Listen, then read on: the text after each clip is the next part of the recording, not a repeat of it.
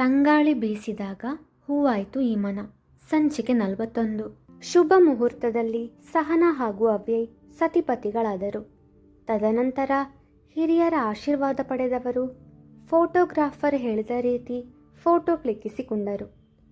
ಅದ್ರತ್ ಅವನ ಪರಿವಾರದೊಂದಿಗೆ ನವ ಜೋಡಿಗಳ ಜೊತೆ ಫೋಟೋ ಕ್ಲಿಕ್ಕಿಸಲು ನಿಂತರೆ, ಪಪ್ಪ 1 ಮಿನಿಟ್, ನಮ್ಮ ಫ್ಯಾಮಿಲಿ ಕಂಪ್ಲೀಟ್ ಆಗಿಲ್ಲ ಎಂದ ಆಜ್ಞಾ ಖ್ಯಾತಿಯ ಬಳಿ ಓಡಿದವಳು ಅವಳ ಕೈ ಹಿಡಿದು ಅದ್ರತ್ನ ಪಕ್ಕದಲ್ಲಿ ನಿಲ್ಲಿಸಿದಳು. ಖ್ಯಾತಿಗೆ ಮುಜುಗರವಾದರೆ ಅದ್ರತ್ನ ತುಟಿಯಂಚಲಿ ಕಿರುನಗೆ ಮೂಡಿತು. ಫೋಟೋಗ್ರಾಫರ್ ತನ್ನ ಕ್ಯಾಮರಾದಲ್ಲಿ ಆ ದೃಶ್ಯವನ್ನು ಸೆರೆ ಹಿಡಿದ. ಅವನೊಂದಿಗೆ ಅಂಟಿಕೊಂಡು ನಿಂತಾಗ ಅವಳ ಹೃದಯ ವೇಗವಾಗಿ ಬಡಿದುಕೊಳ್ಳಲಾರಂಭಿಸಿತು. ಅದನ್ನು ಆಲಿಸಿದ ಅದ್ರತ್, ಖ್ಯಾತಿ ಎಕ್ಸೈಟ್ ಆಗಬೇಡ, ಏನೂ ಆಗಲ್ಲ ಎಂದವ ಅವಳ ಹಸ್ತದಲ್ಲಿ ತನ್ನ ಹಸ್ತವನ್ನು ಬೆರೆಸಿದ. ತದನಂತರ ಶಿವಾನಿ ಹಾಗೂ ಪ್ರಶಾಂತ್ ಹಠಕ್ಕೆ ಮಣಿದು ಅವರ ಜೊತೆಗೂ ಫೋಟೋ ಕ್ಲಿಕ್ಕಿಸಿಕೊಂಡರು ಅದ್ರತ್ ಹಾಗೂ ಖ್ಯಾತಿ. ಸ್ತುತಿಯ ಪರೀಕ್ಷೆಗೆ ಕೆಲವೇ ದಿನಗಳಿರುವುದರಿಂದ ಅವಳು ಮದುವೆಗೆ ಬಂದಿರಲಿಲ್ಲ. ಅಂತೂ ಇಂತೂ ಅವ್ಯಯನ ಮಡದಿಯಾಗಿ ಬಲಗಾಲಿಟ್ಟು ಮನೆ ಪ್ರವೇಶಿಸಿದಳು ಸಹನಾ. ದೇವರಿಗೆ ದೀಪ ಹಚ್ಚಿ ಎಲ್ಲರೂ ಖುಷಿಯಾಗಿರಲಿ ದೇವ್ರೆ ಎಂದು ಪ್ರಾರ್ಥಿಸಿದವಳಿಗೆ, ಸಹನಾ ನೀನು ಸುಸ್ತಾಗಿರ್ತೀಯ, ಸ್ವಲ್ಪ ಹೊತ್ತು ರೆಸ್ಟ್ ಮಾಡು ಎಂದರು ಪ್ರತಾಪ್ರವರು. ಸಹನಾ ಮನೆಯೊಳಗೆ ಪ್ರವೇಶಿಸಿದಾಗಲೇ ಗುಲಾಬಿಯವರು ಮಾಡಿದ ಮೊದಲ ಕೆಲಸವೆಂದರೆ ಪ್ರತಾಪ್ರವರ ಸುಪರ್ದಿಯಲ್ಲಿದ್ದ ತನ್ನ ಡೆಬಿಟ್ ಕಾರ್ಡ್, ಕ್ರೆಡಿಟ್ ಕಾರ್ಡ್ ಎಲ್ಲವನ್ನೂ ಮರಳಿ ಪಡೆದಿದ್ದರು. ಹೌದು, ತುಂಬ ಸುಸ್ತಾಗಿರ್ತಾಳೆ. ನಮ್ಮ ಮಗನಿಗೆ ಬಲೆ ಬೀಸಲು ತುಂಬ ಕಷ್ಟ ಆಗಿರಬೇಕು ಪಾಪ, ವ್ಯಂಗ್ಯವಾಗಿ ನುಡಿದವರು ನೇರ ತಮ್ಮ ಕೋಣೆಗೆ ಹೋದರೆ ಅವರ ಮಾತು ಕೇಳಿ ಆಘಾತವಾಗಿತ್ತು ಸಹನಾಳಿಗೆ. ನನ್ನ ರೂಮ್ ಯಾವುದು? ಅವ್ಯಯ್ಗೆ ಕೇಳಿದವಳು. ಅವನು ರೂಮ್ ತೋರಿಸಿದ ತಕ್ಷಣ ಅತ್ತ ಓಡಿದವಳು ಬಾಗಿಲು ಹಾಕಿಕೊಂಡಳು. ಅವ್ಯಯ್ ಗಾಬರಿಯಿಂದ, ಸಹಿ ಬಾಗಿಲು ತೆಗಿ ಎಂದಾಗ, ಅವಿ ನಾನು ಸ್ವಲ್ಪ ಹೊತ್ತು ಒಂಟಿಯಾಗಿರಬೇಕು ಪ್ಲೀಸ್ ಎಂದು ಗೋಗರೆದಳು ಸಹನಾ. ಅವ್ಯಯ್ ಮರು ಮಾತನಾಡದೆ ತನ್ನ ರೂಮಿಗೆ ಹೋದ. ಹೆಣ್ಣು ನೋಡಲು ಮನೆಗೆ ಬಂದಾಗಿಂದ ಮದುವೆ ಮುಗಿಯುವ ತನಕ ನನ್ನೊಂದಿಗೆ ಸೌಮ್ಯವಾಗಿ ನಡೆದುಕೊಳ್ಳುತ್ತಿದ್ದ ಅತ್ತೆ ಯಾಕೆ ಈ ರೀತಿ ಮಾತಾಡ್ತಿದ್ದಾರೆ? ನಾನು ಯಾವುದು ಆಗಬಾರ್ದು ಅಂದ್ಕೊಂಡಿದ್ನೋ ಕೊನೆಗೂ ಹಾಗೆ ಆಯಿತು. ಅವರಿಗೆ ನಾನು ಇಷ್ಟವಿರಲಿಲ್ಲ ಅನಿಸುತ್ತೆ. ಅವ್ಯವರ ಒತ್ತಾಯಕ್ಕೆ ಮಣಿದು ಈ ಮದುವೆಗೆ ಸಮ್ಮತಿಸಿರಬೇಕು. ಶ್ರೀಮಂತರ ಮನೆಯ ಹುಡುಗನನ್ನು ಮದುವೆ ಆದರೆ ಈ ಥರ ಚುಚ್ಚು ಮಾತುಗಳನ್ನು ಕೇಳಲೇಬೇಕು. ಅಪ್ಪ ಹೇಳಿದ್ದು ನಿಜ. ನಾವು ಬೇಡ ಅಂದರೂ ನಮ್ಮ ಹಿಂದೆ ಬಿದ್ದು ಪ್ರೀತಿ ಮಾಡೋದು ಈ ಹುಡುಗರು. ಕೊನೆಗೆ ಮದುವೆ ಆದ ನಂತರ ಎಲ್ಲರೂ ಚುಚ್ಚು ಮಾತುಗಳಿಂದ ನೋಯಿಸುವುದು ನಮ್ಮನ್ನು. ನಾವೇನು ಅವರ ಹಿಂದೆ ಬಿದ್ದಿದ್ವಾ? ಬಡವರಾಗಿ ಹುಟ್ಟಿದ್ದು ನಮ್ಮ ತಪ್ಪ? ಶ್ರೀಮಂತಿಕೆಯ ಜೀವನ ನಡೆಸದಿದ್ದರೂ ಖುಷಿಯಾಗಿ ನೆಮ್ಮದಿಯಾಗಿ ಬದುಕುತ್ತಿದ್ದೆವು ನಾವು. ನಾನು ಹುಟ್ಟಿದಾಗಿಂದ ಇಲ್ಲಿ ತನಕ ಊಟಕ್ಕಾಗಲಿ ಬಟ್ಟೆ ಬರೆಗಳಿಗಾಗಲಿ ಯಾವುದಕ್ಕೂ ತೊಂದರೆ ಇರಲಿಲ್ಲ. ಅಪ್ಪ ಅಮ್ಮ ನನ್ನನ್ನು ರಾಜ್ಕುಮಾರಿ ಥರ ಮುದ್ದಾಗಿ ಬೆಳೆಸಿದ್ದಾರೆ. ಇನ್ಮುಂದೆ ನನ್ನ ಜೀವನ ಇಲ್ಲಿ ಹೇಗೋ ಏನು. ಇಲ್ಲಿ ಎಲ್ಲ ಇದೆ, ಆದರೆ ನೆಮ್ಮದಿಯಿಂದ ಇರೋಕ್ಕಾಗುತ್ತಾ ಇಲ್ಲಿ ಎಂದುಕೊಂಡು ಅಳುತ್ತಾ ಹಾಗೆ ನಿದ್ದೆಗೆ ಜಾರಿದಳು. ಅಮ್ಮ ಯಾಕೆ ಹೀಗೆ ಮಾಡ್ತಿದ್ದಾರೋ ಗೊತ್ತಿಲ್ಲ. ಸಹಿಗೆ ತುಂಬ ಬೇಜಾರಾಗಿದೆ. ಸಾರಿ ಸಹಿ, ನನ್ನಿಂದ ನೀನು ದುಃಖ ಪಡೋ ಹಾಗಾಯಿತು. ನಿನ್ನ ಕಣ್ಣಲ್ಲಿ ಯಾವತ್ತೂ ಕಣ್ಣೀರು ಬರಬಾರ್ದು ಅಂತ ಅಂದ್ಕೊಂಡಿದ್ದೆ, ಆದರೆ ಇವತ್ತು ನಿನ್ನ ಕಣ್ಣೀರಿಗೆ ನಾನೇ ಕಾರಣ ಆಗಿಬಿಟ್ಟೆ ಎಂದು ತಾನು ನೋವನುಭವಿಸುತ್ತಿದ್ದ ಅವ್ಯಯ್. ಅವನ ನೋವು ಸಹಿಸಲಾರದ ಸ್ವೀಟಿ ಅವನ ಕಾಲ ಬಳಿ ಅತ್ತಿಂದಿತ್ತ ಓಡಾಡುತ್ತಾ ಚೇಷ್ಟೆ ಮಾಡುತ್ತಿತ್ತು. ಆದರೆ ಅದನ್ನು ಗಮನಿಸುವ ಮನಸ್ಥಿತಿಯಲ್ಲಿ ಇರಲಿಲ್ಲ ಅವ್ಯಯ್. ಕೊನೆಗೆ ತಾನು ಸೋತ ಸ್ವೀಟಿ ಅಲ್ಲೇ ಅವನ ಕಾಲ ಬಳಿ ಮುದುಡಿ ಕುಳಿತಿತು. ಖುಷಿ ಸಂಭ್ರಮದಿಂದ ಇರಬೇಕಾದ ಮನೆಯಲ್ಲಿ ಸ್ಮಶಾನ ಮೌನ. ಬಂದ ದಿನವೇ ಮನೆಯ ಸೊಸೆ ಕಣ್ಣೀರು ಹಾಕುವಂತಾಯಿತು. ಮಗ ತನ್ನ ಕೋಣೆ ಸೇರಿಬಿಟ್ಟ ಮೌನವಾಗಿ. ರಾತ್ರಿ ಊಟದ ಹೊತ್ತಾದರೂ ಯಾರೂ ಬರಲೇ ಇಲ್ಲ.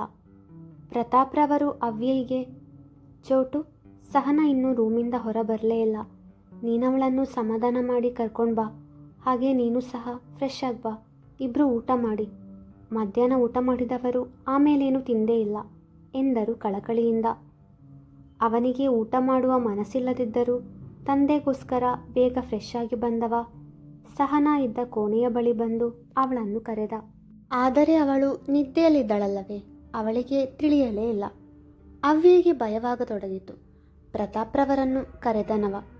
ಇಬ್ಬರೂ ಸೇರಿ ಜೋರಾಗಿ ಬಾಗಿಲು ಬಡಿದಾಗ ಎಚ್ಚರವಾಯಿತವಳಿಗೆ.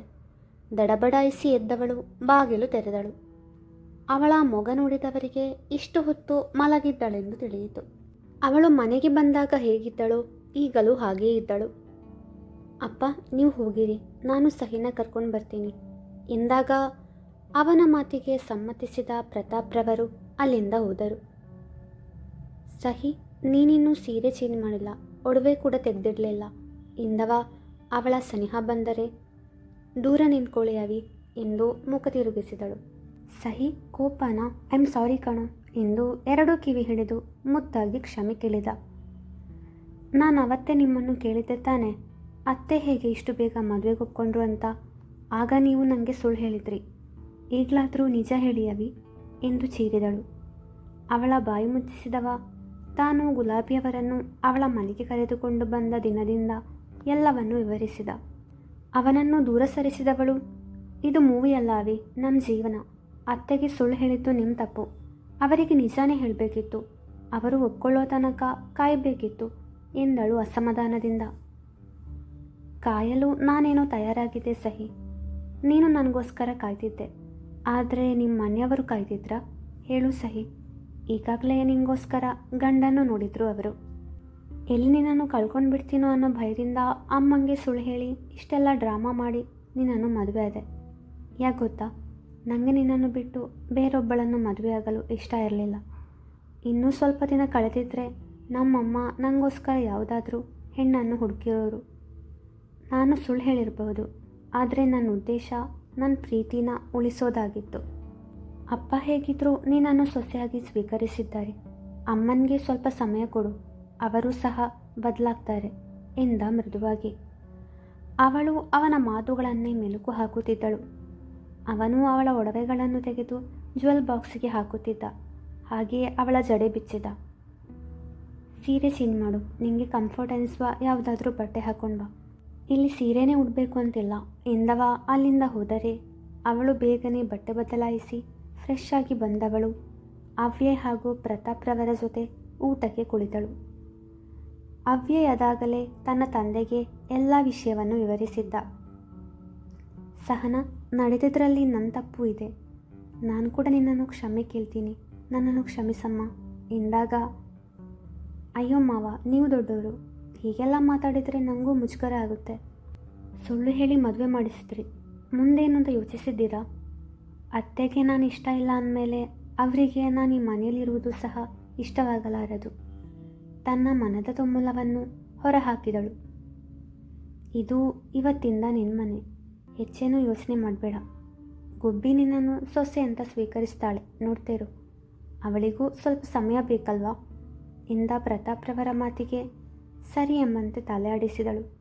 ಸರಿ, ನಾಳೆ ರಿಸೆಪ್ಷನ್ ಇದೆ, ಈಗ ಊಟ ಮಾಡಿ ನೆಮ್ಮದಿಯಾಗಿ ಮಲ್ಕೊಳ್ಳಿ ಎಂದವರೇ ಊಟ ಮುಗಿಸಿ ಎದ್ದರೆ ಅವ್ಯಯ್ ಹಾಗೂ ಸಹನ ತಮ್ಮ ಊಟ ಮುಗಿಸಿದರು.